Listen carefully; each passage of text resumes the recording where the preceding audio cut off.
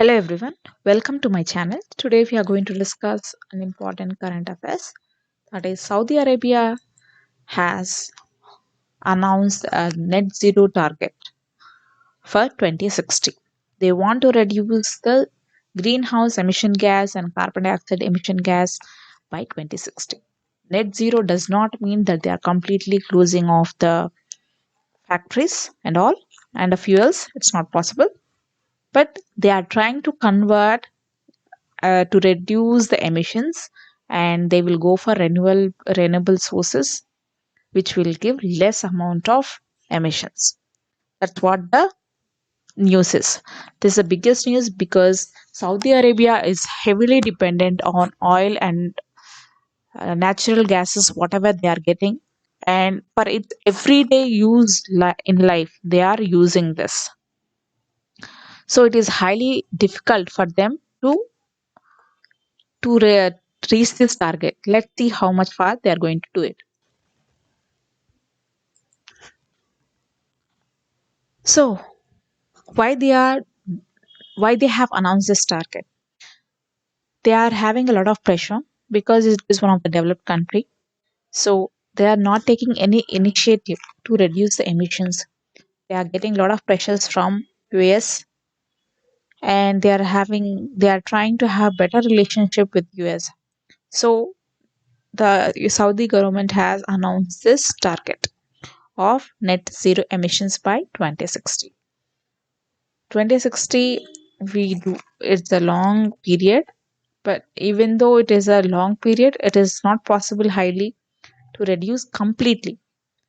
But as they are highly dependent on the petrol and natural gases which they are available, they are trying to do it. At least they are trying to get an initiatives where they will use renewable energy sources, and they will try to depend on solar, wind, and solar energy, so that they will reduce the emissions. And they are trying to get new technologies and carbon capture methods where which will be helpful in reducing these emissions. So they want to reduce the methane by 30% from 2022 by 2030. That means they will they took an initiative to reduce the emissions of methane by 30%. And the net zero, as I said, the net zero does not mean completely net carbon neutrality. That means they will try to replace this fossil fuel use to some other resource where the emissions are reduced. Yes. Now, what are the concerns? As I said, they are highly dependent on the petrol and natural gas, and it is very difficult to cut the carbon emissions. And over 100 countries are having the target of net zero, which is very difficult to happen in an instant.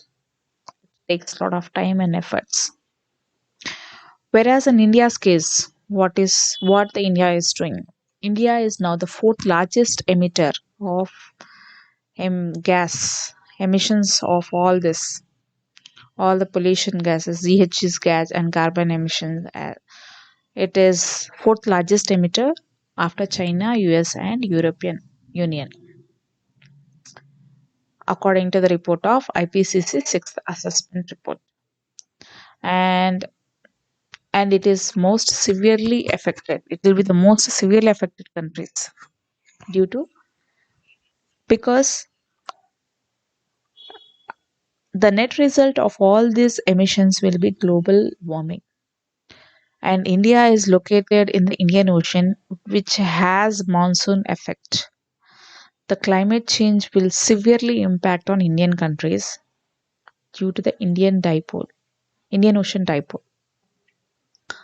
So India has committed to reduce the emissions by 33% to 35% by 2030, and they are having a target of 175 gigawatts renewable energy by 2030. But India did not appreciate or does not want to have the net zero plan, because it's very difficult to have net zero, but it will try to move towards the green energy. It will try to go for solar energy and solar wind and electrification, where it will use hydrogen for fuel, so that it will reduce the carbon emission and greenhouse gas emissions. India believes in the principle of common but differentiated responsibility, where the developed countries must take the steps to reduce emission drastically. So, the Indian poor countries, they need little time and support, and to so that they will change little by little, slowly. That's what this common but differentiated responsibility talks about. India believes in that. So let's see how much far India will try to reach the target of reducing emission by 33 to 35% by 2030. Whereas in the case of Saudi Arabia, it is trying its full to reduce. However, however it is difficult, it will try. So finally, circular carbon economy. It is like how we can manage and reduce the emissions. It is a closed loop system which involves 4 Rs, that is reduce, reuse, recycle, and remove.